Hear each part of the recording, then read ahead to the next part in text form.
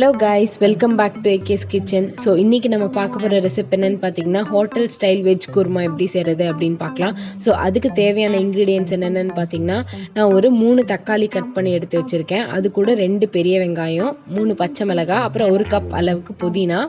அப்புறம் நான் இன்றைக்கி கேரட், பீன்ஸ், பீட்ரூட், உருளைக்கிழங்கு, முருங்கைக்காய் இதெல்லாம் எடுத்திருக்கேன். நீங்கள் உங்களுக்கு என்ன வெஜிடபிள் வேணுமோ நீங்கள் ஆட் பண்ணிக்கலாம். அது கூட நான் ஒரு 10 முந்திரி, அப்புறம் 1 டேபிள் ஸ்பூன் கசகசா எடுத்திருக்கேன்.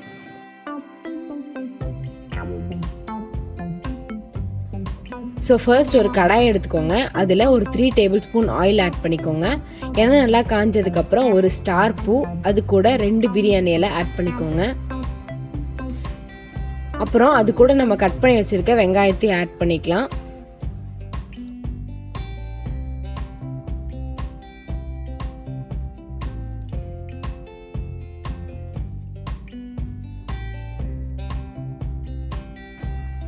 மூணு பச்சை மிளகாய் ஆட் பண்ணிக்கோங்க. வெங்காயம் வணங்கினதுக்கப்புறம் நம்ம ஒரு 2 டேபிள் ஸ்பூன் இஞ்சி பூண்டு பேஸ்ட் ஆட் பண்ணிக்கலாம். அதோட பச்சை வாசனை போகிற வரைக்கும் வணக்கிக்கோங்க.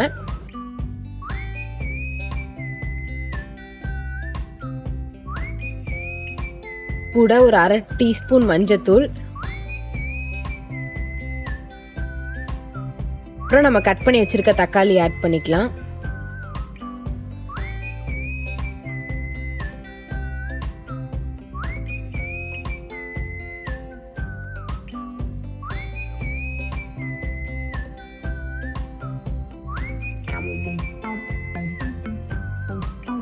அப்புறம் இதுக்கு தேவையான அளவு உப்பு ஆட் பண்ணிக்கலாம். அது கூட 2 டேபிள் ஸ்பூன் மிளகாத்தூள், 2 டேபிள் ஸ்பூன் மல்லித்தூள், அப்புறம் 2 டேபிள் ஸ்பூன் கறி மசாலா. இதெல்லாம் சேர்த்து நல்லா வணக்கிக்கோங்க.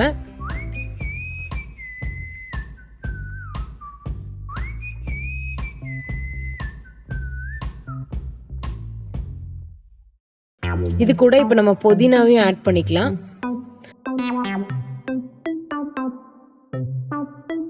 ஒரு 15 மினிட்ஸ் மூடி அந்த தக்காளியெல்லாம் நல்லா வேகிற வரைக்கும் விடுங்க.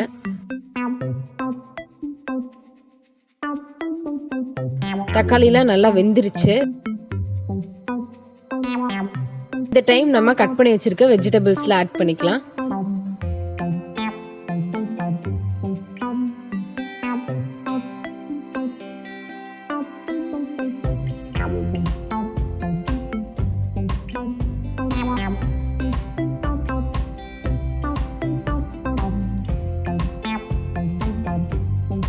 இப்போ நம்ம அரைச்சி வச்சிருக்க முந்திரி, கசகசா, இது கூட நான் சோம்பும் சீரகமும் சேர்த்து அரைச்சிருக்கேன்.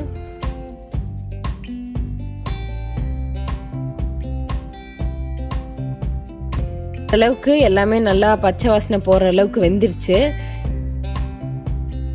இப்போ நம்ம ஒரு 250 ml தேங்காய் பால் ஆட் பண்ணிக்கலாம், குழம்புக்கு தேவையான அளவு.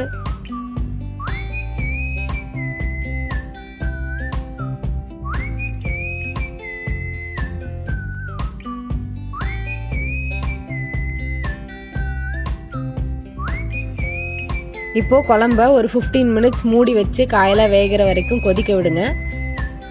குழம்பு நல்லா கொதிச்சு வந்துருச்சு. காயும் எல்லாமே நல்லா வெந்துருச்சு.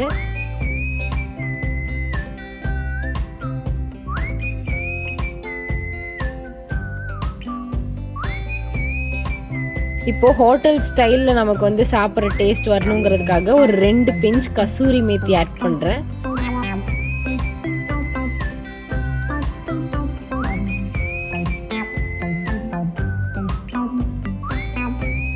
அவ்வளோதான், நம்மளோட வெஜ் குருமா ரெடி ஆயிடுச்சு. உங்களுக்கு இந்த ரெசிபி பிடிச்சிருந்தது அப்படின்னா மறக்காமல் என் சேனலை லைக் பண்ணுங்கள், கமெண்ட் பண்ணுங்கள், சப்ஸ்கிரைப் பண்ணுங்கள். கூடவே அந்த பெல் ஐக்கனும் ப்ரெஸ் பண்ணுங்கள். அப்போ தான் நான் போடுற வீடியோஸோட நோட்டிஃபிகேஷன் உங்களுக்கு இம்மீடியட்டாக வரும்.